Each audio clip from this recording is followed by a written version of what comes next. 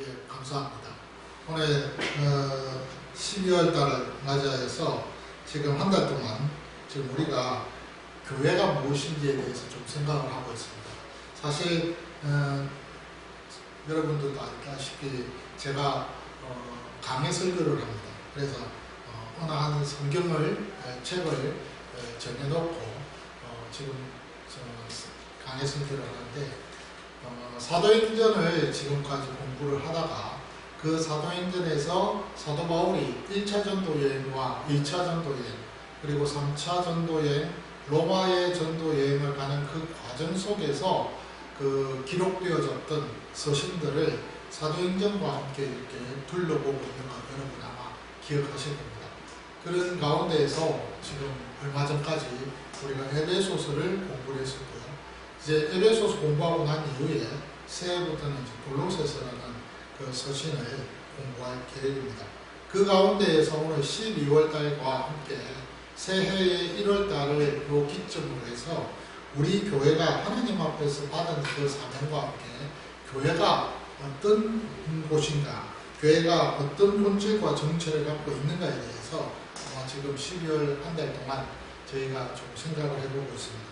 첫째 주일에 제가 여러분들에게 말씀드렸던 것은 우리 교회, 충만한 교회의 기초는 뭐며 또 그 실제 모습, 다시 말해서 본질은 무엇인가에 대해서 생각했습니다. 우리 교회의 기초는 예수 그리스도시죠.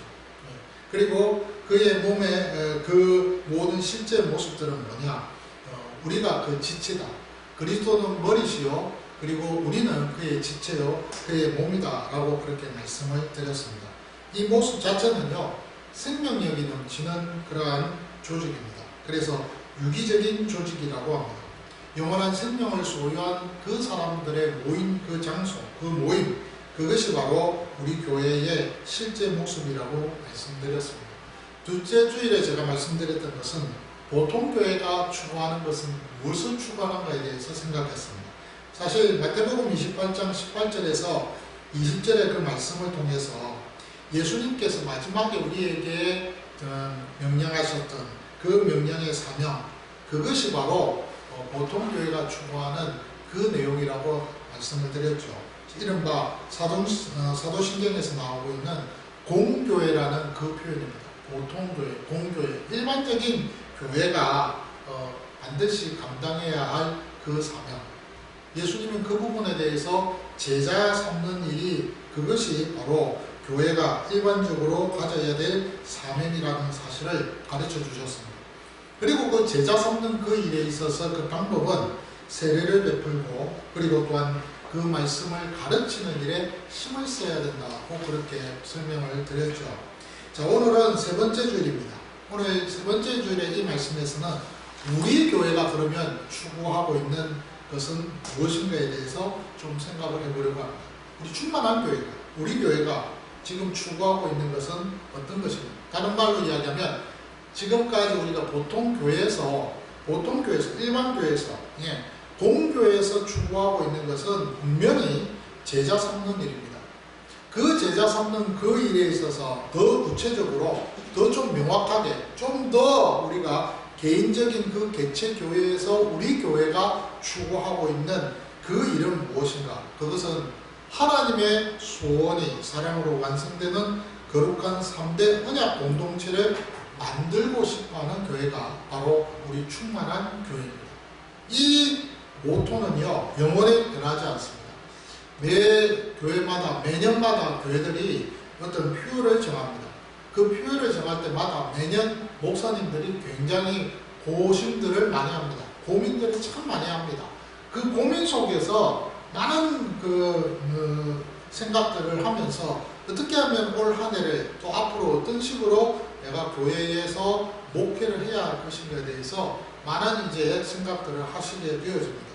그런데 제가 곰곰이 생각해 보니까 그것도 좋지만 정말 전체 우리 교회가 매년 그 표대로 목회자의 그 목회 방향에 또 목회의 어떤 목표에 따라서 그 방향이 달라지는 것이 아니라 확실하게 이것만큼은 영원히 변치 아니하는 그런 표가 분명히 있어야 되겠다는 것이죠.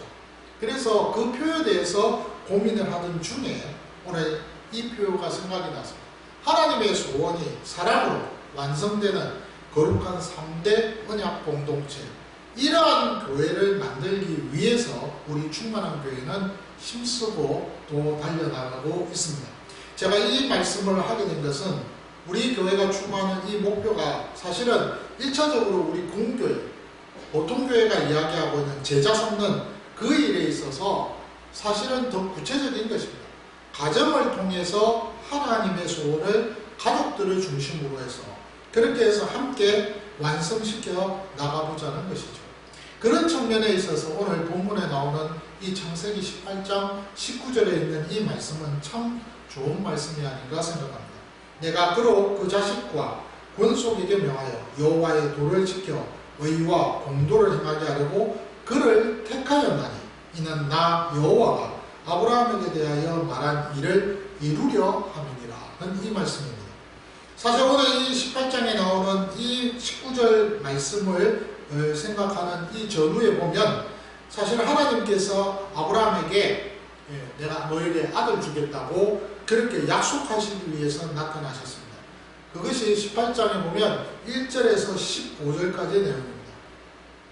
마물의 그 상수리 나무 앞에서 그때에 그 쉬고 있는 아브라함에게 나타나셨습니다.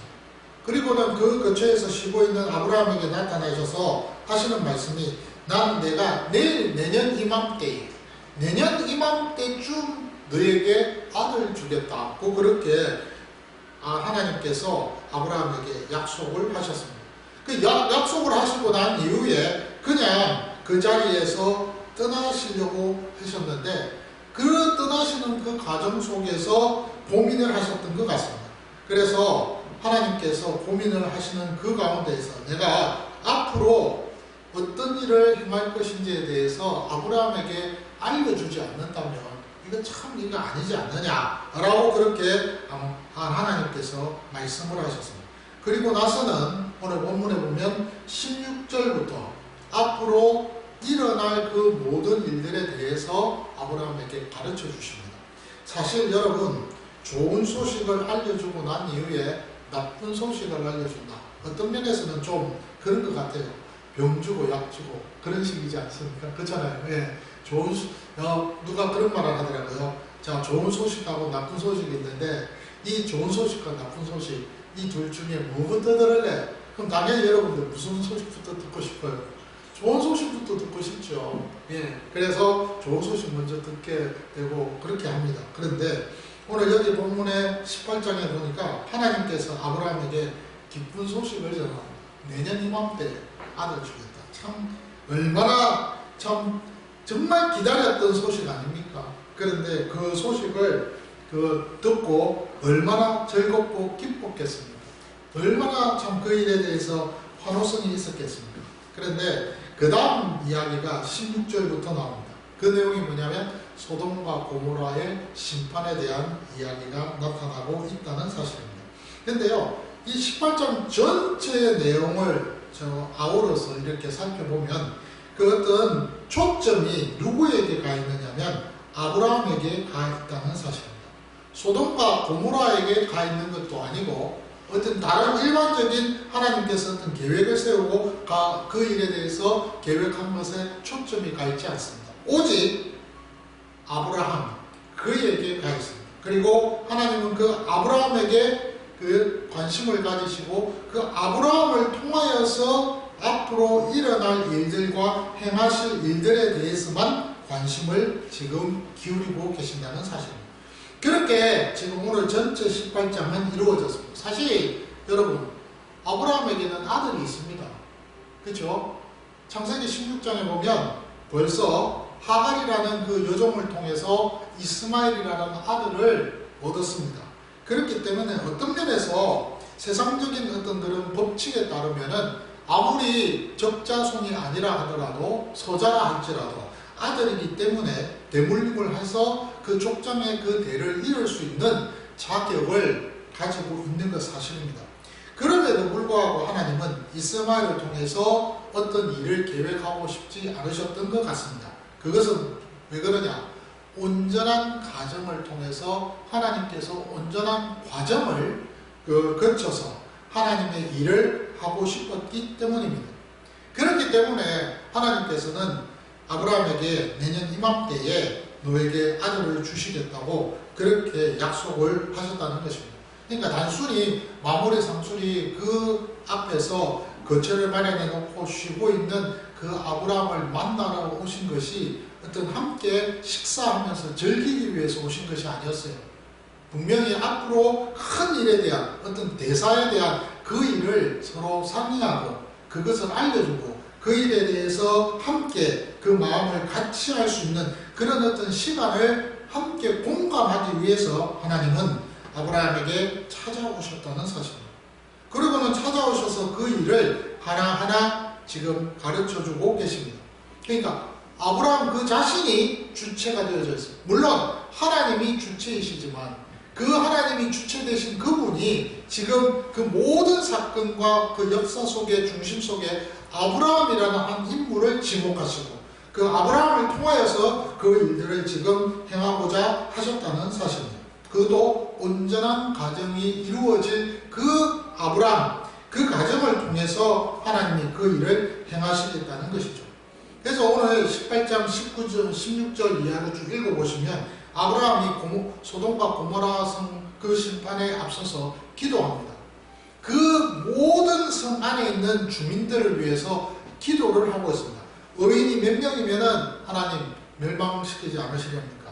그렇게 하면서 기도합니다. 근데 좀 제가 읽어보면서 느낀 건데 소돔과 고모라 성에 있는 주민들을 위한 중보 기도라기보다는 그 성에 함께 살고 있는 조카 롯의 가정을 위해서 하나님 앞에서 아브라함이 기도를 하고 있는 것이 아니었던가 그런 생각도 좀 은연중에 해보게 되어졌습니다. 어쨌든 이런 배경 속에서 오늘 19절의 말씀이 나오고 있습니다. 아브라함뿐만 아니라 아브라함의 믿음에 후회되는 우리에게 오늘 이 말씀이 적용되고 있는 말씀입니다. 왜냐하면 갈라디아 3장에 보면 7절과 16절과 29절에 보면 그 하나님 그리스도 예수를 믿는 그 복음을 믿는 모든 후예들은 다 아브라함의 후예들이라고 그렇게 분명히 바울이 그렇게 고백하고 있지 않습니까? 그래서 하나님께서 지금 자신의 계획을 숨기는 그 일에 대해서 지금 다 밝히시면서 하나님이 앞으로 일어날 그 모든 일들을 하나하나 차근차근 아브라함에게 가르쳐 주십니다. 근데 그 가르쳐 주시는 그 앞에 17절에 왜 하나님이 아브라함에게 그 일을 가르치고 알려주기를 원하셨느냐, 그 내용에 대해서 17절 이하에서 그 이유를 설명하는데 이 이유가 굉장한 이유라는 것입니다. 오늘 본문의 17절 이하에 보시니까 이렇습니다. 여호와께서 이르시되 내가 하려는 것을 아브라함에게 숨기겠느냐. 그리고 나서는 아브라함은 강대한 나라가 되고 천하 만민은 그로 말미암아 복을 받게 될 것이 아니냐. 내가 그로 그 자식과 권속에게 명하여 여호와의 도를 지켜 의와 공도를 행하게 하려고 그를 택하였나니 이는 나 여호와가 아브라함에게 대하여 말한 일을 이루려 함이니라 하였습니다. 오늘 이 17절 이하에 나오는 이 말씀, 하나님께서 아브라함을 택하신 그 이유가 무엇이며 또 그를 통해서 하실 일이 무엇인지에 대해서 잘 알려주고 있습니다. 오늘 여기 18절에 나오는 이 내용의 말씀은요, 창세기 12장 1절에서 3절까지의 그 내용입니다. 그게 보면 여러분 잘 아시잖아요. 큰 민족을 이루겠다. 그렇죠? 내가 아브라함을 선택해서 그를 큰 민족을 이루고 그리고 그에게 창대하게 하고 그 이름을 창대하게 할 뿐만 아니라 그를 통하여 복을 주어서 그로 말미암아 복을 받아서 그로 말미암아 모든 민족이 복받게 만들어주겠다. 그것이 창세기 12장 1절에서 3절까지 말씀이잖아요. 그런데 그 내용을 오늘 18절에서 기록을 합니다. 그리고 나서는 19절 이하에 아브라함을 통해서 하나님이 하실 일들을 이야기를 하는데 그 이야기가 택하신 이유 중에 하나입니다. 뭡니까? 내가 그로 그 자식과 권속에게 명하여 여호와의 도를 지켜 의와 공도를 행하게 하려고 그렇기에 그 이유 때문에 택했다고 아브라함을 택한 이유를 설명합니다. 아브라함이 그 자식과 후손들에게 여호와의 말씀을 가르친다. 또 지키게 한다. 그리고 의와 공도를 행하게 만든다. 여기 공도라는 이 말은요, 재판을 이야기합니다. 그러니까 가정에서 자녀들에게 제대로 된 기준, 제대로 된 그 가르침을 잘 알려주어서 그래서 옳고 그름에 대한 시시비비를 잘 판단할 수 있게끔 만들어준다는 거예요. 그리고 나서는 그것을 행함으로써 하나님께서 아브라함에게 말씀하셨던 그 일을 이루기를 원하신다. 그 일이 뭡니까? 하나님의 소원 아니겠습니까? 그 소원을 하나님이 가르치는 가운데에서 그 소원이 이루어지게끔 누구를 통해서? 아브라함과 그 자녀와 그 후손들을 통하여서 이루어지게끔 그렇게 만들어주시겠다. 하고 싶어 하신다는 것입니다. 그러면 여러분, 하나님의 일이 뭡니까? 하나님의 그 소원은 무엇입니까?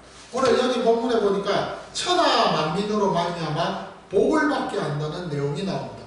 오늘 본문의 18장에 그 19절에 보니까 어떤 내용이 나옵니까? 모든 그 내용 속에서 천하 만민에게 복을 받게 한다. 16절에 있는 18절에 있는 말씀입니다. 아브라함은 강대한 나라가 되고 그 아브라함을 통해서 천하 만민은 그로 말미암아 복을 받게 될 것이야. 예, 복을 받게 해주겠다는 거예요. 하나님이 아브라함을 통해서 온 세상 모든 사람들이 열방들이 복을 받게 만들고 싶어 한다는 그 일 때문에 아브라함을 선택하셨다는 겁니다. 이것은 창세기 12장 2절에서 3절에 나오는 내가 너로 큰 민족을 이루고 내게 복을 주고 이름을 창대케 하고 그래서 복이 되게 해서 너를 축복하는 자에게는 내가 복을 내리고 너를 저주하는 자에게는 내가 저주하는, 그래서 땅의 모든 족속이 너로 말미암아 복을 얻게 되는 그런 놀라운 은혜를 아브라함을 통하여서 이루게 하겠다는 말입니다.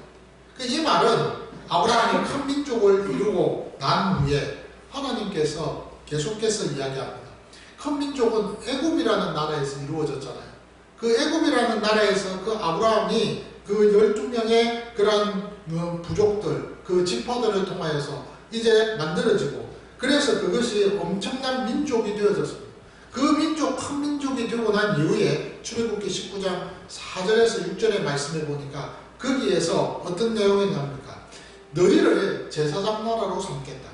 그리고 거룩한 백성으로 만들어주겠다라고 그렇게 말씀을 하고 계십니다. 그래서 4절에서 6절에 보면은 내가 애굽 사람에게 어떻게 행하였음과 내가 어떻게 독수리 날개로 너희를 업어 내게로 인도하였음을 너희가 보았느니라. 세계가 다 내게 속하였나니 너희가 내 말을 잘 듣고 내 언약을 지키면 너희는 모든 민족 중에서 내 소유가 되겠고 세귤라가 되겠고 보물이 되겠고 너희가 내게 대하여 하나 제사장 나라가 되며 거룩한 백성이 되리라. 너는 이 말을 이스라엘 자손에게 전해라고 모세에게 말씀한 거죠. 그러니까 결국은 이스라엘 백성들, 아브라함을 통하여서 이스라엘 민족이 나오고 그 이스라엘 민족을 하나님께서는 제사장 나라로 삼으시겠다는 거예요.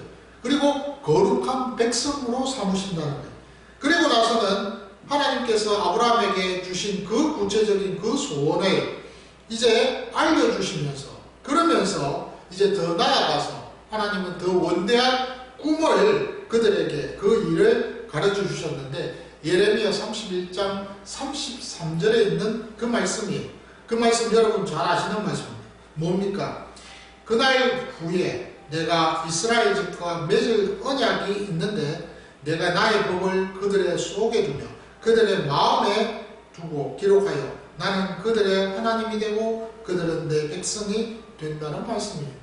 그러니까 이 말씀이 새로운 언약으로 새 언약으로 맺어지게 되고 그 말씀이 근거가 되어져서 예수 그리스도께서 이 땅에 오셔서 하나님의 일을 이스라엘 백성들 뿐만 아니라 온 인류가 함께 그 일을 할 수 있도록 환경들을 그리스도 예수를 통하여서 만들어 주셨어요.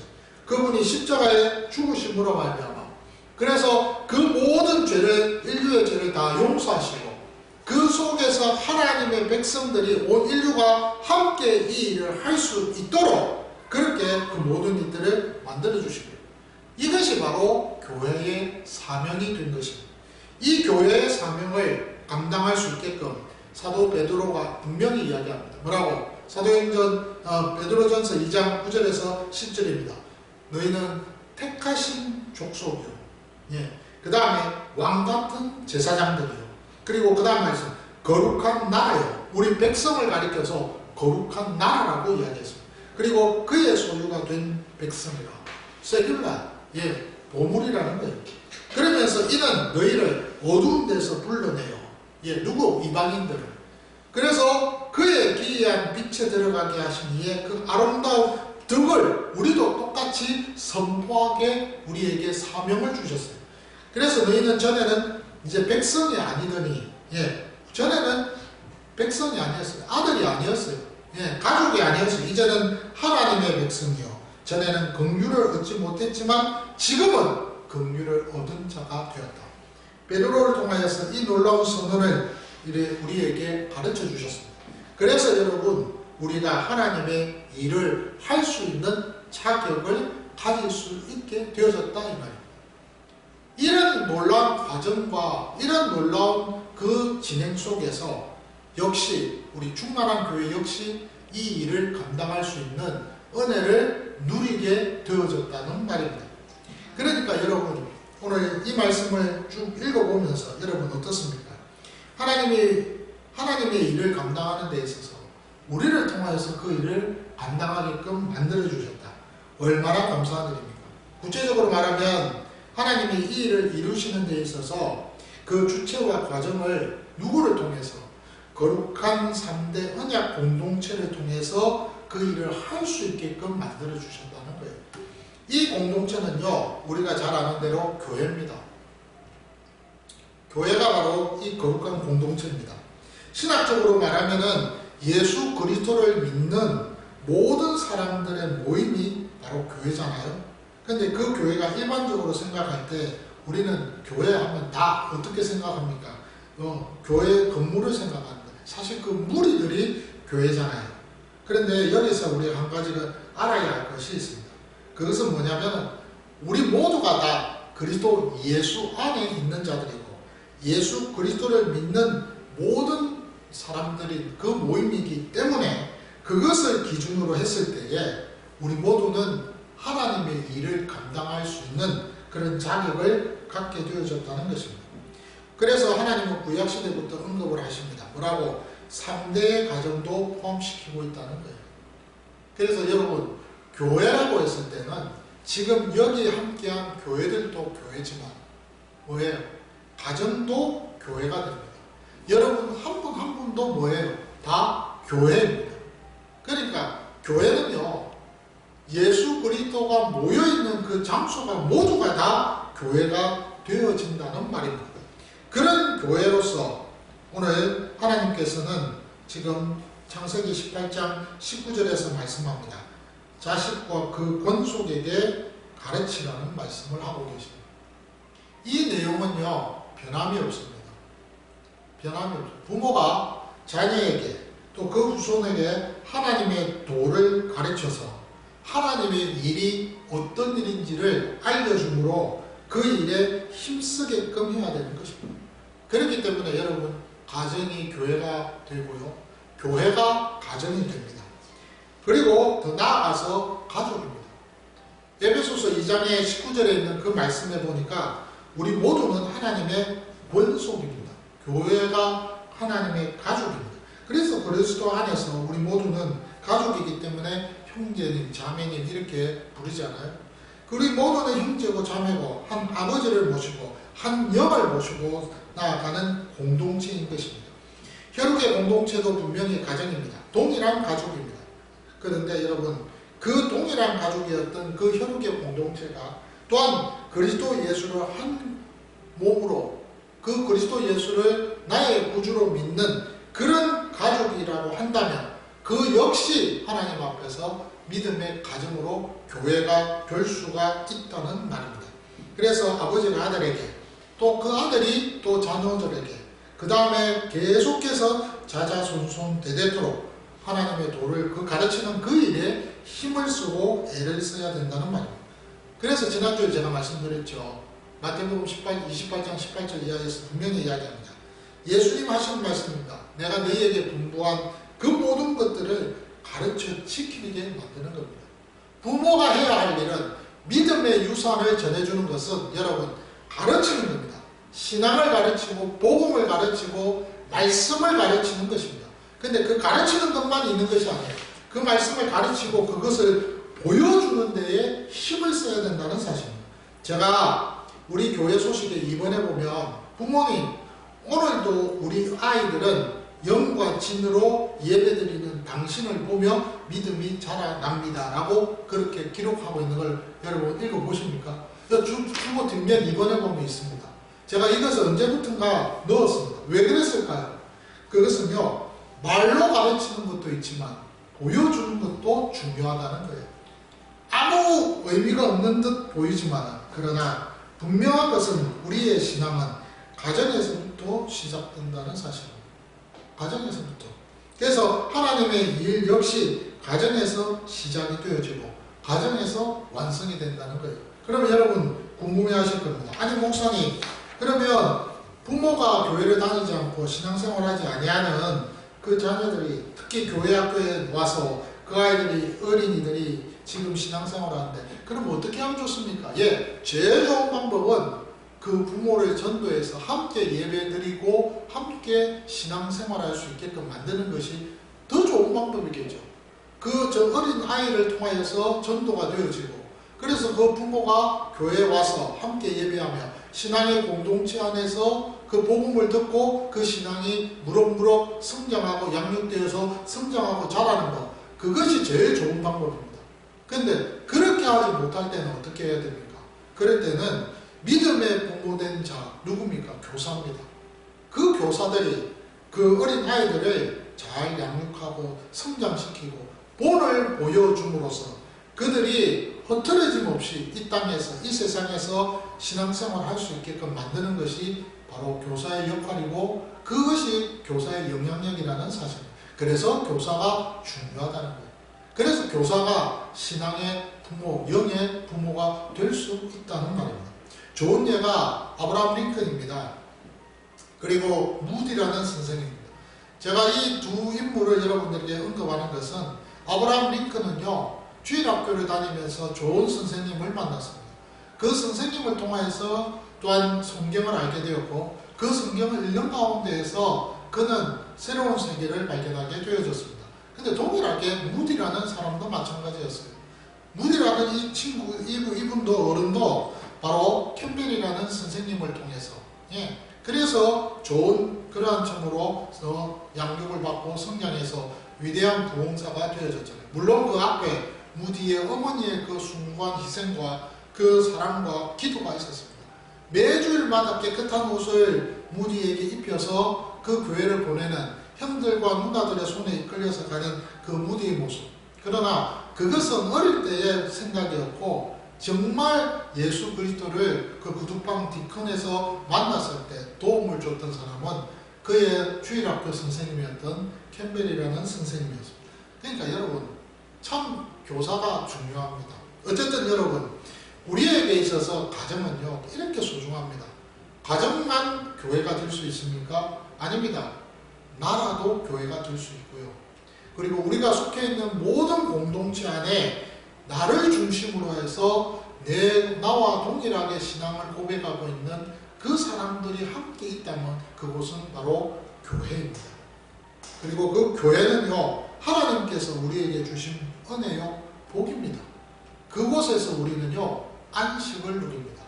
그 안식의 방법은 뭘까요? 바로 예배를 통해서 가능해질 수 있다 이 말이에요. 예배를 통해서 그 안식이 이루어진다는 겁니다.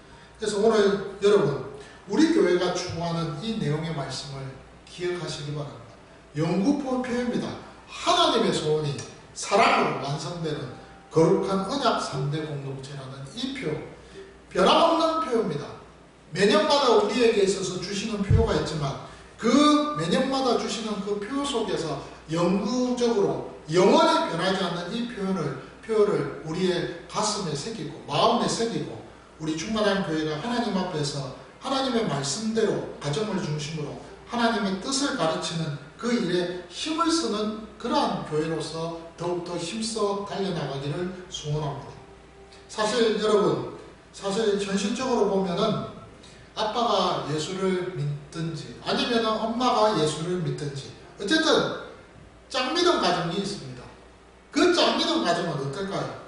그 밑에 있는 자녀들은 어떤 마음일까요? 사실 참 어떤 면에서는 좀 아픔이죠. 힘든 일이죠. 부모가 다 신앙생활을 해서 같이 공통적으로 함께 그 자녀를 양육한다. 얼마나 복 중에 복입니까?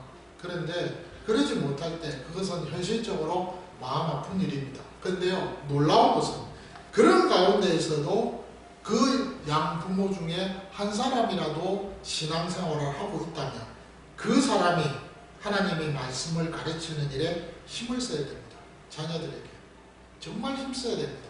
오늘 배웠던 그 말씀이 무엇인지, 그리고 오늘 목사님을 통해서 들었던 설교가 어떤 내용인지, 그리고 오늘 뿐만 아니라 주일뿐만 아니라 평일에도 함께 예배하는 것, 아무리 시간이 없다 하더라도 단 1분이라도 성경 한 구절을 읽고 함께 기도할 수 있는 그런 삶, 그것이 필요하다는 겁니다. 저 같은 경우는 뭐 애들이 다 지금 뭐 해외에 있고 다 멀리 있으니까 참 힘들더라고요. 매주일마다 뭐 여기는 밤이면 거기는 아침이고 저기는 저녁이면 여기는 뭐 새벽이고 이렇게 됩니다. 못합니다. 근데 시간을 공통적인 시간을 맞추어서 같이 4명에게 줌을 통해서 이야기를 하는 가운데 충분히 이야기를 엄마가 듣습니다. 그리고 엄마가 듣는 가운데 그 중간중간에 대화 속에서 말씀을 전해주고 함께 기도하고 함께 그 가운데에서 정을 나누는 그런 모습을 종종 보게 됩니다. 여러분들의 삶에 있어서도 저희 가정은 좀 어쩔 수 없는 특별한 가정이니까 그렇다 하더라도 여러분들은 함께 신앙생활을 할 수 있는 옆에 자녀가 있잖아요. 함께 눈으로 보고 확인하고 만질 수 있는 그런 지금 환경 속에 있잖아요. 그럴 때 그 자녀들을 위해서 기도하고 머리맡에 앉아서 기도해주고 그러면서 그 아이들을 다 믿음 안에서 키우기 위해서 힘을 쓰고 애를 쓸 때 그때 그것에서 하나님 앞에서 실천적인 신앙의 모습이 나타날 수가 있습니다. 그럼 자신있게 남들에게도 말해줄 수가 있겠죠. 오늘 우리 부모가 자녀에게 그 일을 감당할 사명을 갖고 있습니다. 그것을 위해서 거룩한 3대 언약 공동체라는 말이 나왔습니다. 오늘 이 일을 우리가 힘써서 애써서 해야 되지 않을까 싶습니다. 다음 시간에는 제가 여러분들 우리 교회가 추구하는 그것이 무엇인지에 대해서 두 번째 말씀을 좀 드리려고 합니다. 분명히 여러분 부모가 자녀에게 신앙의 양육과 함께 전수를 하는 것이 필요합니다. 그런데 그 가장 좋은 방법이 무엇일까에 대해서 좀 이야기를 하면서 우리 교회가 추구하는 것이 바로 예배 시간이 아닌가. 그런데 그 예배가 지금의 이 예배도 예배 시간이지만 가정에서도 예배니까요. 그 하나하나를 우리가 구체적으로 좀 고민하면서 함께 여러분들과 나누는 그런 시간을 가졌으면 좋겠습니다. 이런 말씀을 통해서 이런 여러분들의 삶에 있어서 복과 함께 그리스도의 임마누엘을 맛보는 이 한 주간이 되시기를 주의 이름으로 축원합니다. 아멘.